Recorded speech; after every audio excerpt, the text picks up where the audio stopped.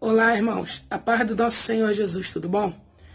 O vídeo de hoje nós vamos dar continuação ao estudo de Isaías. Nós vamos ver hoje Isaías capítulo 8. No vídeo passado nós estivemos estudando o capítulo 7. E todos esses vídeos são uma continuação do meu primeiro vídeo, que eu falei sobre 2 Tessalonicenses, no capítulo 2, versículo 8. E mostrei que Paulo tira de Isaías 11. E agora nós estamos vendo o contexto geral de Isaías 11. Amém, irmãos? No estudo de hoje nós vamos ver na lousa, tá? No mapa mental, continuar vendo no mapa mental. Eu consegui uma lousa, vai ficar acho que bem melhor do que no vídeo passado. E creio que vai ser bênção para a vida de vocês. Amém, irmãos? Então acompanhem o estudo e fiquem na paz. Então, irmãos, continuando aqui em Isaías 8, né? Nós vamos ver que Deus vai começar a ampliar a revelação, né? O contexto de Isaías 7. Então, logo no versículo 1, né, que a gente vai ler aqui, Isaías ele vai pegar um pedaço de argila, né, e vai escrever algo para testemunho, né? Esse algo que ele vai escrever vai servir como testemunho. E que depois vai ser o nome do filho dele. Tá? Deus faz isso para quê? Deus faz isso não é à toa. Tá bom? Quando Deus faz isso para pegar algo como testemunho, é para que isso fique fixado na nossa mente. Para que a gente se atente a isso, né? Então, o versículo 1 vai dizer assim: Disse-me também o Senhor, toma uma ardósia, né, que é argila, uma ardósia grande e escreve nela de maneira inteligível: rápido despojo, presa segura. Né? Você vê que Isaías tinha que tomar esse pedaço de argila e escrever isso. Tá? Aí no versículo 2 vai dizer assim, olha só que interessante: Tomei para isto comigo testemunhas fidedignas, ou seja, testemunhas fiéis, a Urias, sacerdote, e a Zacarias, filho de Jeberequias. Você vê que no versículo 2, Deus pede para Isaías tomar duas testemunhas. Tá? Para quê? Deus utiliza muito isso. Tá? Isso está na lei também, né? Que está na lei, que também o próprio Jesus afirma isso no Evangelho, que é o que está na lei, né? Que por duas ou mais testemunhas uma palavra é confirmada. Você vê que isso daqui era tão importante que ele tomou duas testemunhas por causa disso. Tá? Isso também faz uma alusão às duas testemunhas do Apocalipse. Tá bom? Essa questão de Deus estar sempre tomando duas testemunhas é para quê? Para que a sua palavra, né, isso espiritualmente falando, para que sua palavra seja confirmada, tá? Então Deus está sempre trabalhando com duas testemunhas, para que sua palavra seja confirmada, tá bom? Assim como o pai e o filho são duas testemunhas fiéis, né? Ele pega o seu povo e dividiu em duas testemunhas, tá? Esse aqui é um outro tema, é um outro assunto. Mas esse é a grande revelação do mistério das duas testemunhas. É o povo de Deus dividido em duas testemunhas para que toda palavra, né, seja confirmada, né, toda a palavra de Deus seja confirmada. E você vê que ele chama essas duas testemunhas, Isaías, de testemunhas fidedignas, né? É uma figura, essas duas testemunhas são figuras também das duas testemunhas do Apocalipse, tá bom? Continua lendo. Olha só agora no versículo 3. Fui ter com a profetisa, né, a esposa de Isaías, e ela concebeu e deu à luz a um filho. Então me disse o Senhor, põe o nome de rápido despojo, presa segura. Tá vendo? A princípio Deus pediu para ele pegar e escrever isso num pedaço de argila. Tomou duas testemunhas. E agora Deus fala para ele nomear o seu filho, né? Isaías nomear o seu filho com o que ele escreveu na argila. Tá? Isso aqui, irmão, não é à toa. Tá? Olha a conexão que Deus está fazendo. Né? Isso aqui Deus está fazendo para a gente se atentar a isso aqui, para a importância disso aqui. Entendeu? Porque isso aqui tem que ser somado, né? Tem que ser lido e entendido, e ser somado com outras coisas, com outros profetas, com outras passagens da palavra. Né? Mas isso aqui iria profetizar o quê? A gente vai ler aqui nos outros versículos, mas esse nome desse filho de Isaías iria profetizar, né, que a Assíria, né, que já está no contexto, a gente já leu no versículo 7, que o rei da Síria iria vir, tá? E iria, como é que fala? Iria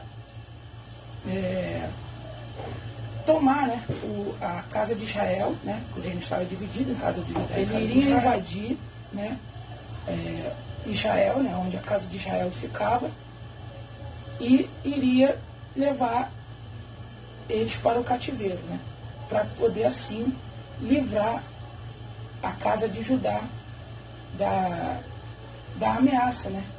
Que no contexto a gente vê que a casa de Israel queria guerrear contra Judá. E Deus vai pegar o rei da Síria e utilizar ele para castigar a casa de Israel por isso. Mas não só isso, tá? A gente lê em Osés, somando com Osés, que foi também por causa do seu pecado, né? Da idolatria, que eles foram cativos para o cativeiro assírio, né? E que a Síria dominou o reino da casa de Israel. Então vamos continuar lendo. No versículo 7, ó, Deus fala que o rei da Síria irá castigar o povo, que no contexto é a casa de Israel. Eis que o Senhor fará vir sobre eles as águas do Eufrates, fortes e impetuosas. Isto é, o rei da Síria, com toda a sua glória, águas que encherão o leito dos rios e transbordarão por todas as suas ribanceiras. Tá vendo? Isso que eu falei anteriormente. A casa de Israel, que tinha por cabeça Efraim, tá? Por isso que no capítulo 7 também Deus fala de Efraim. O rei da Assíria iria invadir e iria dominar eles, por isso, né, que eles não iriam invadir Jerusalém.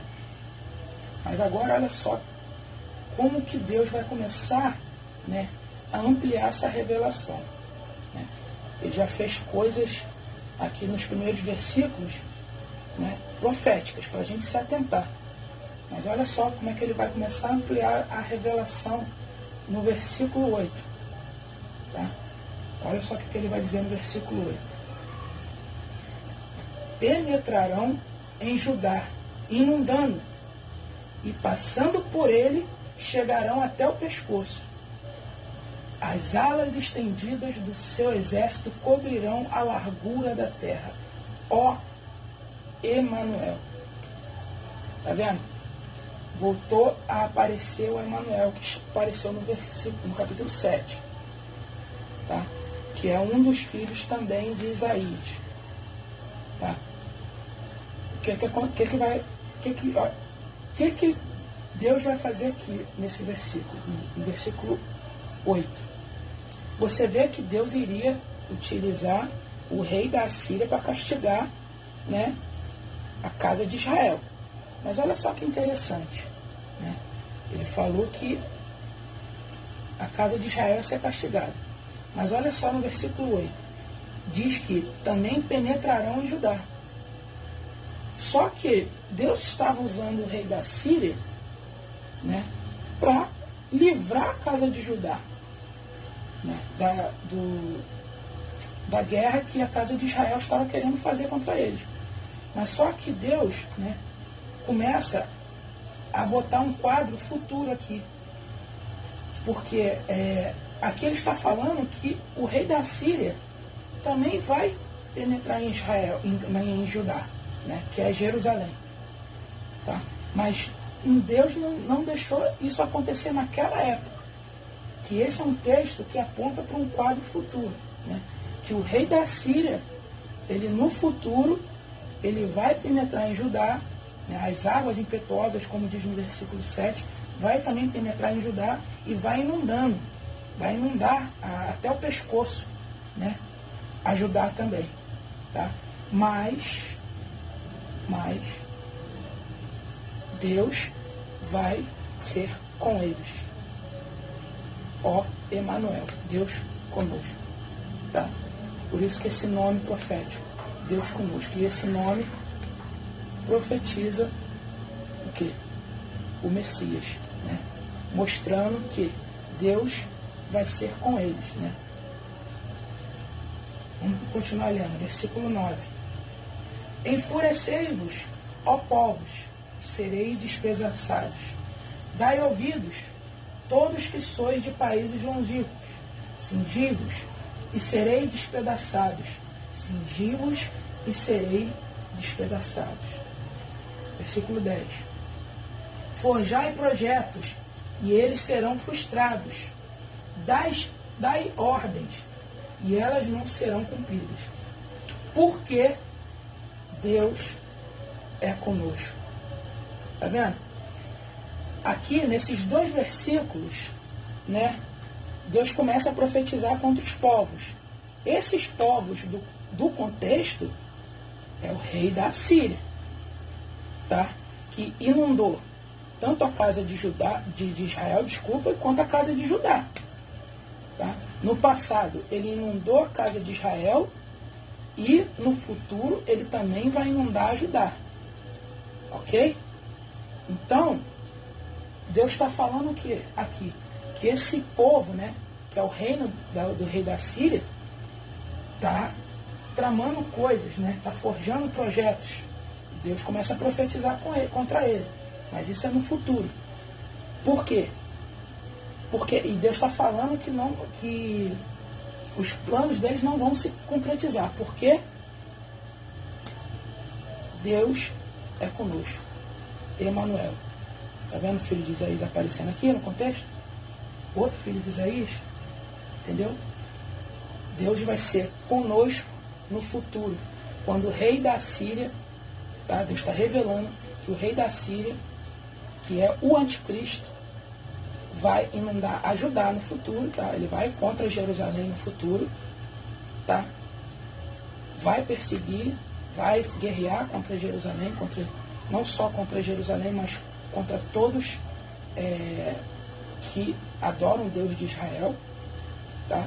Ele vai contra todos, mas Deus será conosco, porque o Messias irá vir em resgate, né, da sua igreja que vai estar sendo perseguida. Tá? Vamos pular agora no versículo 13. Olha o que vai entrar agora no contexto. Ao Senhor dos Exércitos, a Ele santificai. Seja Ele o vosso temor, seja Ele o vosso espanto. Por que Deus diz isso? Né? Por causa do contexto. Por causa do que vai acontecer, né, na terra quando o rei da Síria ir contra Jerusalém no futuro, né? Vai ser um contexto de tribulação, né? Jesus mesmo fala sobre o período de tribulação. Pessoas desmaiarão, né? Ficarão atemorizadas do que vai acontecer, né? No período de tribulação, né? Aí Deus fala para a gente olhar para isso que está acontecendo, mas apesar do que estiver acontecendo, a gente deve temer a Deus, né? Versículo 15. Versículo 14. Ele vos será santuário. Ele quem? Do contexto? O Senhor dos Exércitos, né? Ao qual a gente deve temer. Ele vos será santuário. O Senhor não será santuário, né? Mas será pedra de tropeço e rocha de ofensa as duas casas de Israel. Laço e armadilha para os moradores de Jerusalém. Olha só que interessante. Olha como esse verso, né, ele é bem profético. Tá? Deus será o nosso santuário. Né? A gente sabe, né, que nós, né, vamos habitar num santuário celeste.